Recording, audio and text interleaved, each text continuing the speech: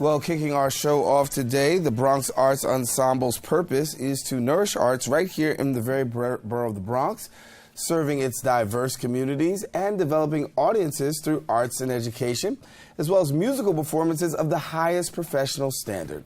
Here now to tell us more is the newly appointed Executive Director, David Nussenbaum, and we welcome you now to the show, David, and good to have you.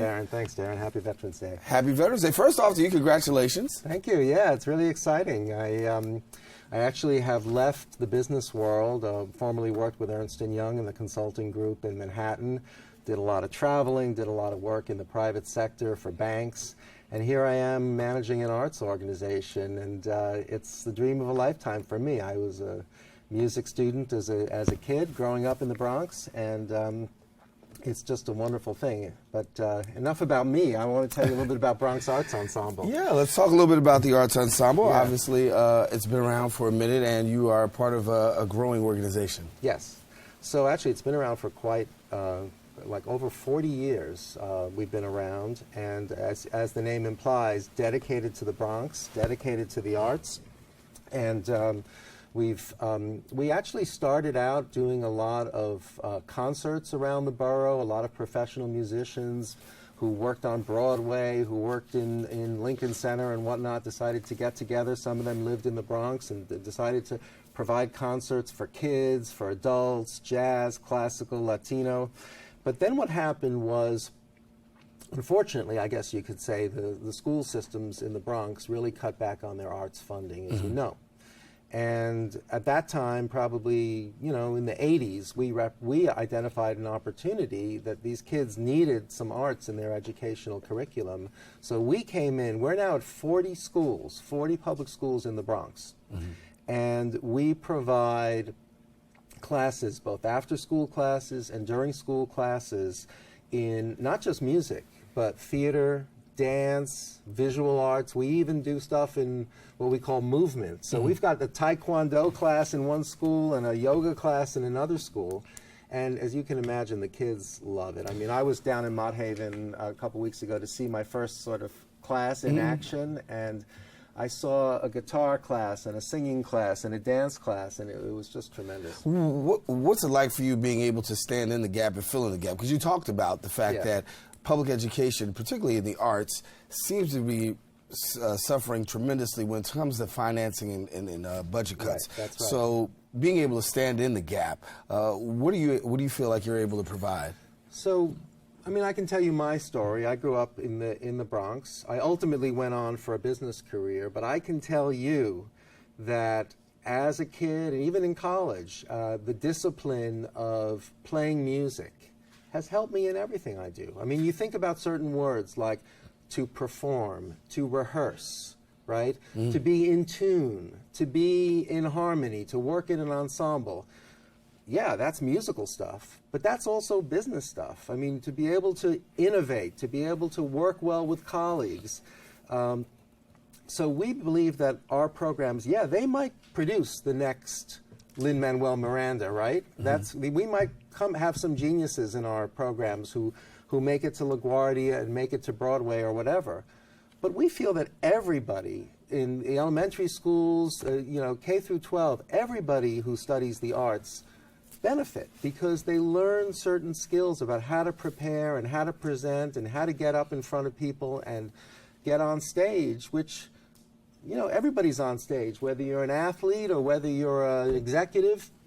You got to know how to perform. Got to know how to perform. And one of the things that you guys have is arts and education. Yeah. And that's a program that you have. Right. Share a little with us about arts and education. So basically, we have a whole network of what we call teaching artists. Many of them are freelance, very, very talented musicians who are, you know, they're making a career in their profession as artists. They're also excellent teachers. I'd say most of them are bilingual. And so we cultivate this network, and then in a certain sense, what we do is we promote our programs to the schools. Okay, the schools may not have the full budget to hire full-time faculty in the arts, but they do have some discretionary budget to bring in our teaching artists as contractors. Maybe it's to teach 5 days a week a certain class, maybe it's only to teach 2 days a week in an after-school program, but these kids are really getting value from some really talented artists. So for kids who want to participate, who's eligible to participate in the Bronx Arts Ensembles programs? Well, basically, we serve the schools, right? In terms of the arts and education, we serve the schools. Mm-hmm. So they will negotiate with us, hey, we need a Brazilian capoeira class, right, in a movement class, and then they will invite their students, either on the after-school basis through the CASA program or during the school day, to sign up for these classes. Now, on the other hand, what I haven't talked much about is we give a whole variety of concerts throughout the Bronx. Some of them are free. We have some musicians who do some really interesting small musical ensembles. A lot of them are sort of in the classical tradition, but we're introducing new composers, and certainly we've done a lot of work in the past with Bronx composers, Latino composers. But then we also have our children's concerts, which are really great. In fact, we have a partnership with Lehman, where we do right here at Lehman College certain children's concerts throughout the year. And what basically those children's concerts are, a couple of actors who will tell a story, like a fairy tale, fable type of story, right? And then we have music in the background, you know, and interesting instruments like a quintet or something, or a trio that would accompany or be the background for the story. Anyway, the kids love it. And as I said, many of these concerts are, I mean, all of the concerts that have a price tag are very reasonably priced. I think the kids' concerts are $8 or something. But we do, through some public funding, through our congressman, we do a number of free concerts. So Valerie Capers, who's a great jazz pianist, she performs regularly with us. We do a big concert once a year, a big orchestra out in Van Cortlandt Park under a tent for free. And just check out our website, www.bronxartsensemble.org, and you'll see listing of all the concerts, discussion of the arts and education program, etc.